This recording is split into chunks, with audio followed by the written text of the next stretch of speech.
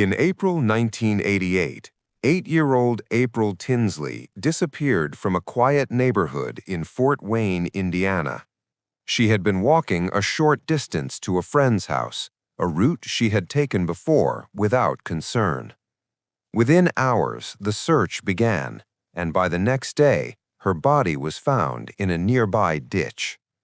The case immediately showed signs of a targeted abduction, not a random accident.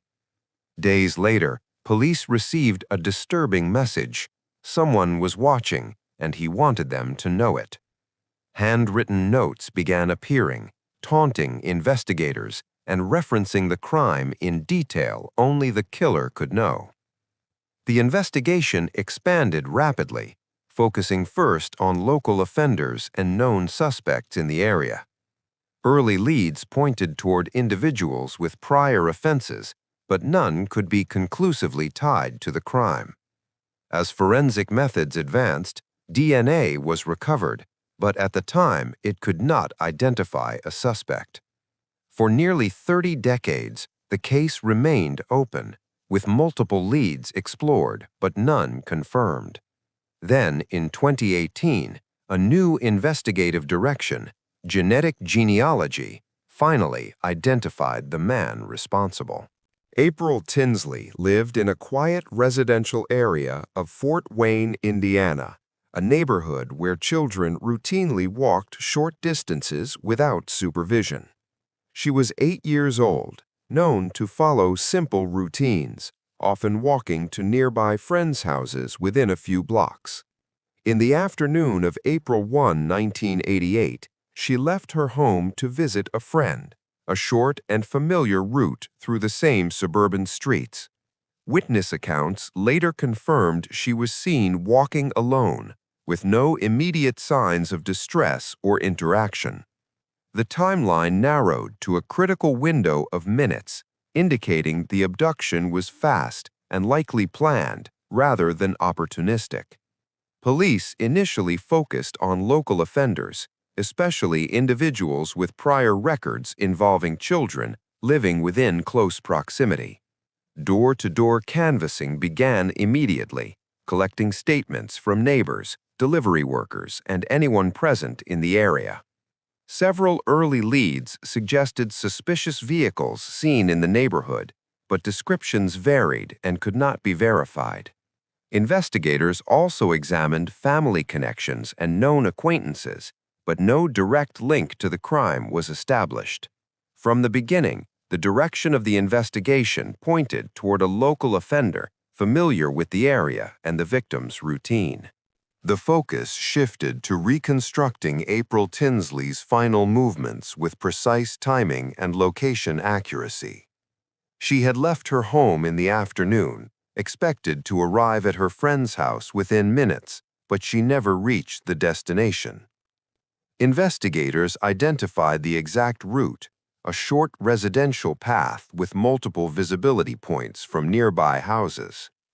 Witnesses reported seeing a young Caucasian girl, 8 years old, shoulder-length light brown hair, wearing red short-sleeve shirt, blue shorts, white sneakers, small build. Same person, same identity, identical appearance, no variation, walking alone, confirming she was unaccompanied. No confirmed witness reported seeing her enter a vehicle, suggesting the abduction occurred quickly and within a limited blind spot.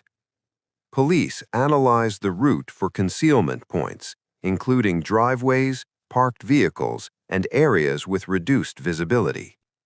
One investigative direction focused on the possibility of a known individual approaching her without raising alarm. Another lead examined transient offenders or passing vehicles, but inconsistent descriptions prevented identification. Time compression analysis indicated the abductor acted within a narrow window, likely monitoring her routine beforehand. The direction increasingly pointed toward someone familiar with the neighborhood layout and her predictable movements. Investigators narrowed the timeline to a brief window where April disappeared within minutes of being last seen. She never reached her destination, confirming the interruption occurred along the short residential route. No signs of a struggle were found, suggesting the approach was controlled and did not immediately raise alarm. This led to the theory that the offender used familiarity, deception, or authority to gain compliance. Search operations expanded outward, covering streets, open land, and nearby drainage areas within range. The following day, her body was located in a rural ditch outside the neighborhood boundary. The distance from the abduction point confirmed the offender transported her using a vehicle. Forensic teams documented the scene in detail, recovering biological evidence despite environmental exposure. The condition of the body confirmed the crime involved deliberate violence rather than accidental harm. From this point, investigators shifted direction toward identifying a mobile offender capable of planning and concealment. In the days following the discovery, the investigation took a new direction when the killer initiated direct communication. Handwritten messages began appearing, referencing the crime with details not released publicly, confirming the sender was the offender. The letters were placed in locations accessible to the public, increasing fear and demonstrating calculated risk. The tone of the messages indicated control, with threats directed toward other children in the same area. Police immediately prioritized handwriting analysis and trace evidence from the paper and ink. One investigative direction focused on individuals with prior offenses involving harassment or stalking behaviors. Another lead examined whether the letters were mailed or physically placed, narrowing geographic proximity. Despite multiple suspects being interviewed and samples collected, no handwriting match could be confirmed. The continued communication suggested the offender remained local and was monitoring the investigation. This phase shifted the case from a single incident to an ongoing psychological threat within the community. As the letters stopped, the investigation entered a prolonged phase where multiple leads were pursued, but none produced a confirmed suspect. Police built a list of local offenders with prior sexual or violent histories, prioritizing individuals living within a defined geographic radius. Each suspect was interviewed, and where possible, handwriting samples and biological evidence were collected for comparison. One investigative direction focused on known child offenders recently released into the area, but timelines did not align with the crime. Another lead examined individuals connected indirectly through workplaces, delivery routes, or routine presence in the neighborhood. DNA evidence recovered from the scene was preserved, but early testing methods could not generate a usable identification match.